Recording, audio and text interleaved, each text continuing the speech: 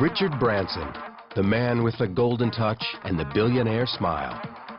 He's fabulously rich, famous as a rock star, and he always seems to be having a really good time. I've been extraordinarily fortunate. I've enjoyed every minute of my life. So I wouldn't swap my life with anybody. He's not impressed by wealth. He's more bothered about, do I have fun and do I have excitement? You've got to have the balance. Branson parlayed a sexy name, Virgin, into branding gold. An astounding 300-plus goods and services, from rock to air travel to cell phones to trains. We have taken on the big, fat, bloated companies that have not really thought too much about the consumer, and we've gone in and shaken them up. If you'd analysed the risks that Richard was taking, you wouldn't take them, because no risk analysis would say go ahead with this. To keep it all afloat, Branson became his own best pitchman, living out the Virgin values of adventure and fun, even if it meant putting his own life on the line. I do seem to have conceived almost every way known to man to try to kill myself, and I've been very fortunate to be here today to talk about some of these stories.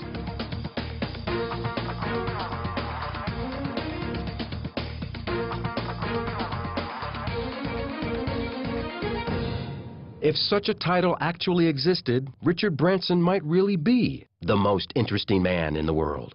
He owns his own island, balloons around the globe, works with world leaders, and he plans to take a Virgin submarine to the uncharted bottom of the ocean floor.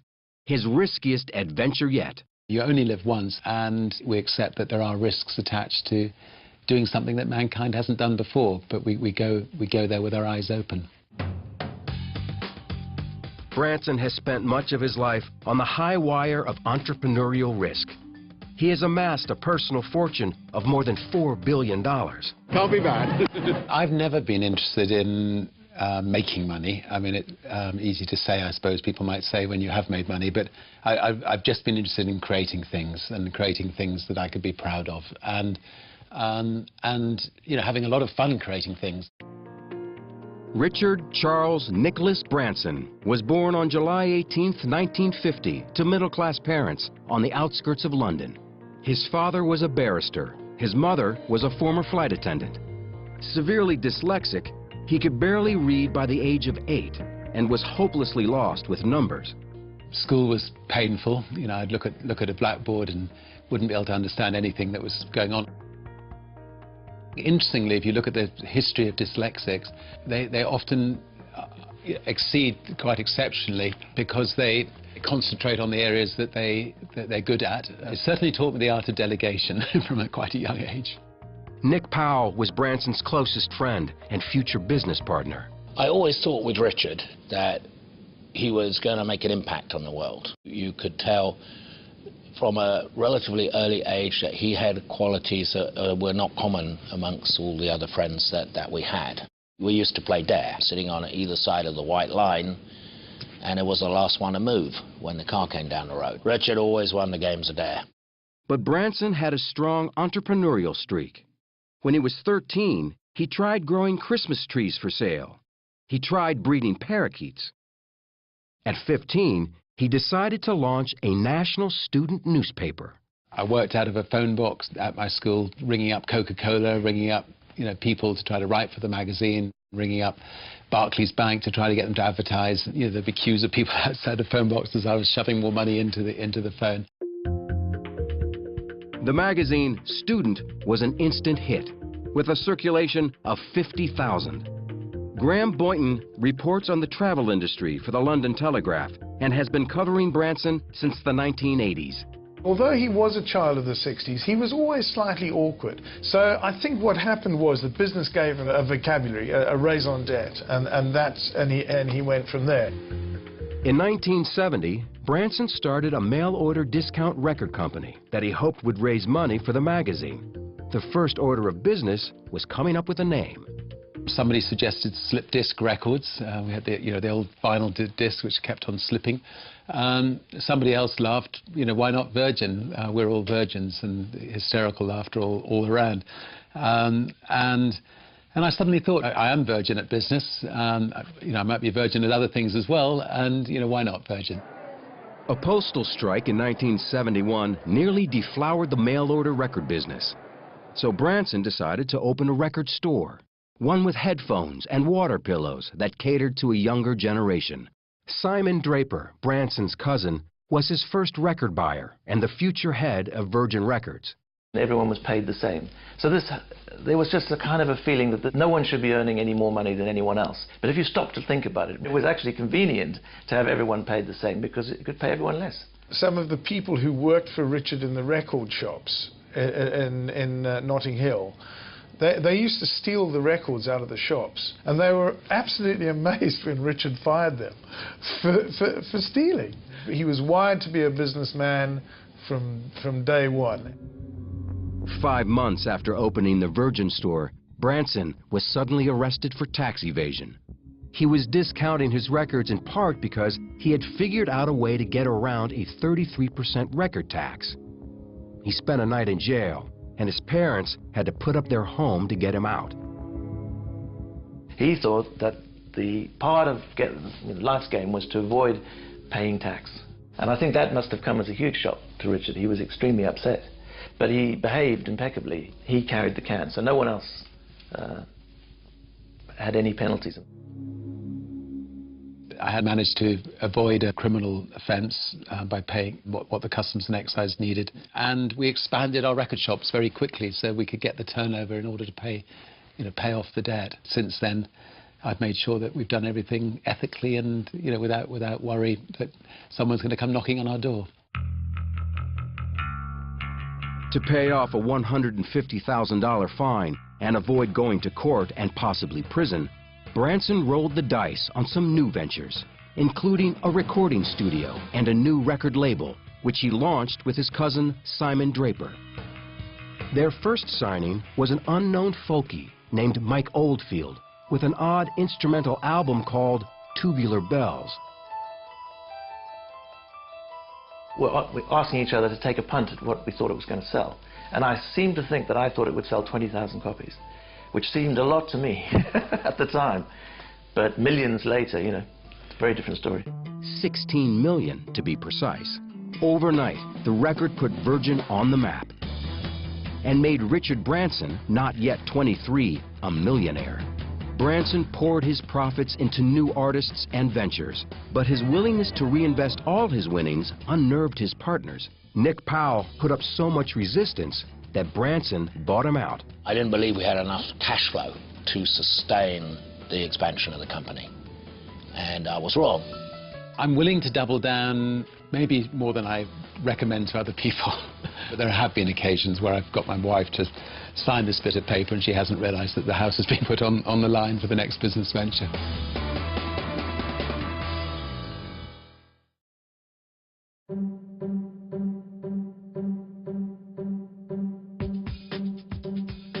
By 1984, Richard Branson was living the life of a rock and roll kingpin. He owned this island in, what else, the British Virgin Islands.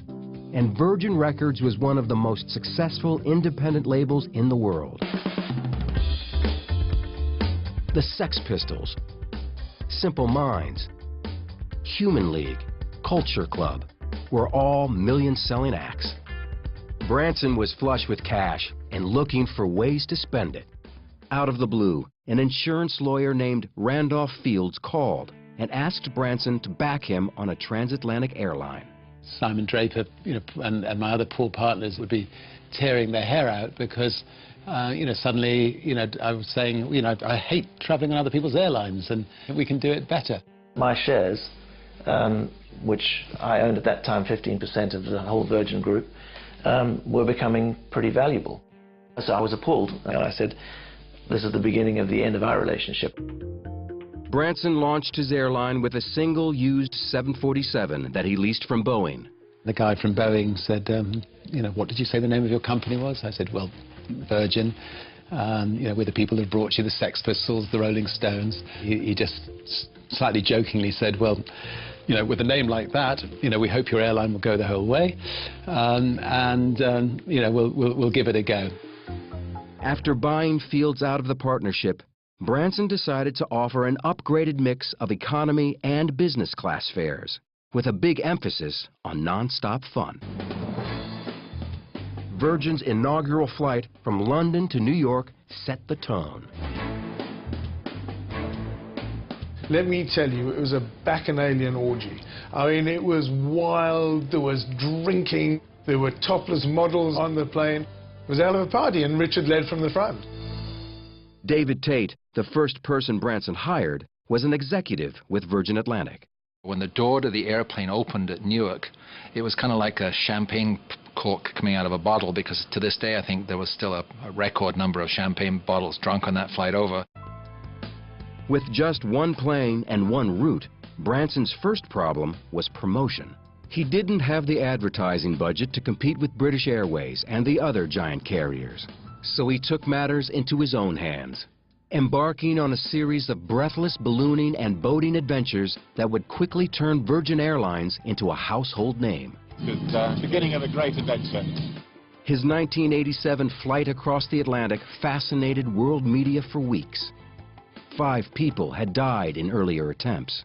Per Lindstrand was Branson's co-pilot. He entirely put his life into my hands, and I must say he's has guts. As they eased the balloon into the Irish Sea, fierce winds tossed them against the waves. My fellow balloonists and the more experienced balloonists jumped out of the balloon. I was left in this balloon on my own, and the balloon spiraled up to 10,000, 15,000 feet. I'm in the water. Richard's in the balloon. He doesn't really know how it works. That was the scariest moment in my life, for sure. Branson managed to lower the balloon and jumped into the freezing water. A Royal Air Force helicopter fished him out, along with Per, who nearly died after swimming in place for 2 hours. I used to like to describe Richard as a cross between Evel Knievel and Ted Turner. He'll always tell you that I'm ballooning because it's great publicity for the company. Baloney. He's doing it because he enjoys it. If he were a cat, he'd be on his 3rd set of 9 lives.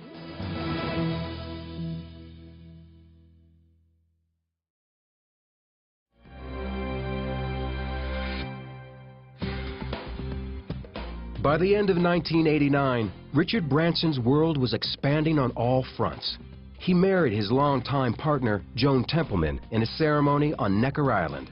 The couple already had 2 kids, 4-year-old Sam and 8-year-old Holly. The company was also branching out.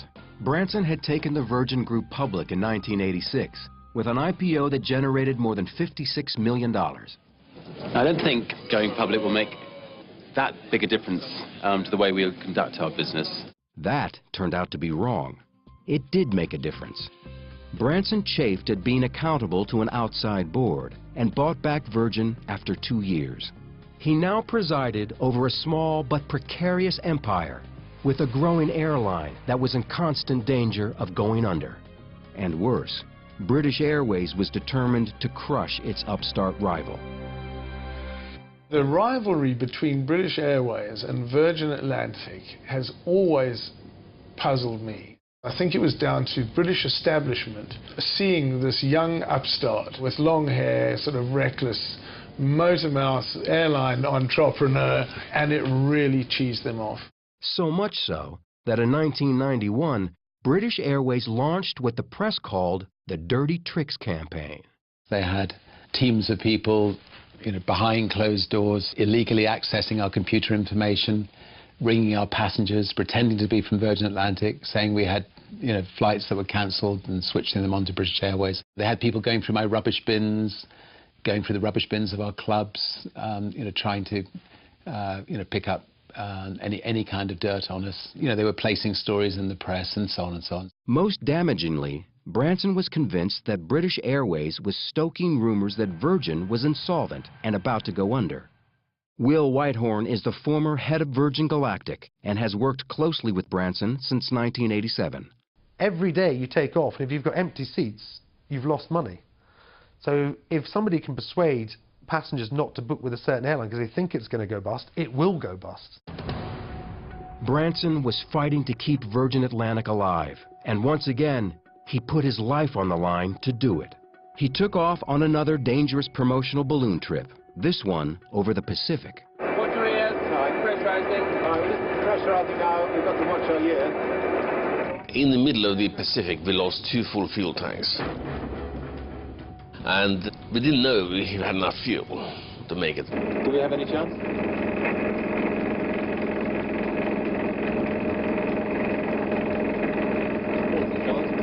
We knew that we had to fly this balloon at an average speed of over 180 miles an hour, and that was just blown by the wind, and so the chances of that happening were extraordinarily unlikely. But we got right into the core of the jet stream and suddenly saw the speedometer going, 150, 160, 170, 180, 190, 200, 210, 220. I'm not a religious person, but it was as if somebody up there had just taken that balloon and was just pushing it through the jet stream. Branson and Lindstrand crash-landed on a frozen lake 300 miles from the nearest habitation. We missed where we were aiming for by 3,500 miles and landed in the Arctic in a snowstorm at minus 60 degrees, but we couldn't have been happier. In fact, by the time Branson thawed out, he was a superstar. His record label was heating up too. Virgin Records signed Janet Jackson and the Rolling Stones to multi-year deals. But in the short term, it was irrelevant.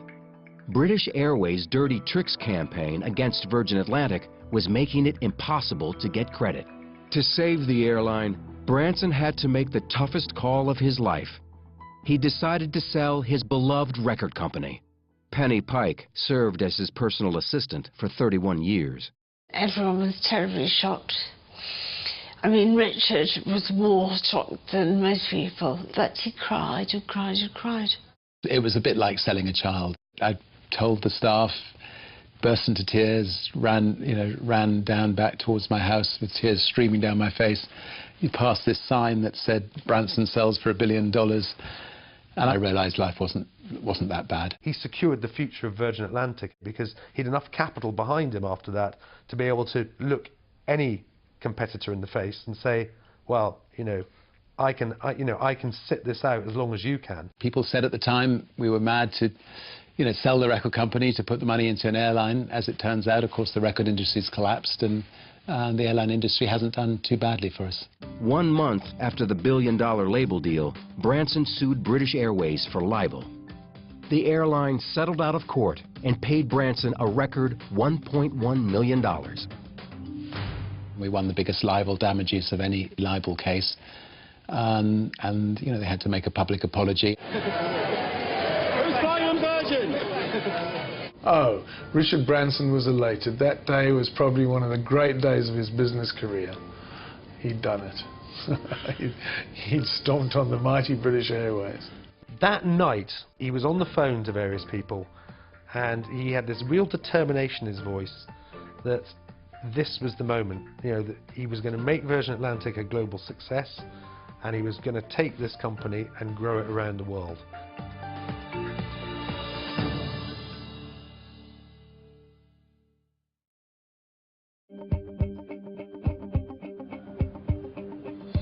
After selling Virgin Records for $1 billion in 1992, Richard Branson was ready to exploit his most valuable asset, the Virgin brand.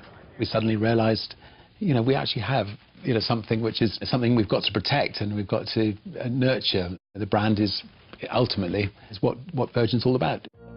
Branson was the brand, and he tirelessly promoted it. To date, he has Virginized over 300 products and services.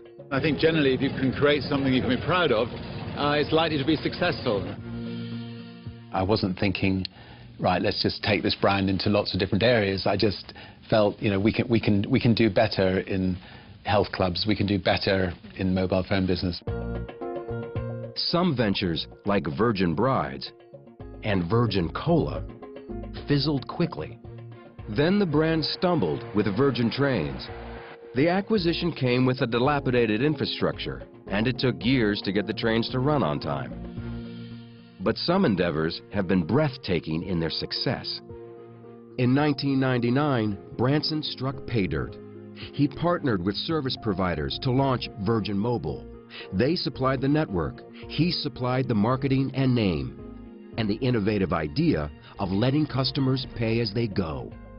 Bernd Schmidt, a professor at Columbia University's School of Business, is an expert in branding.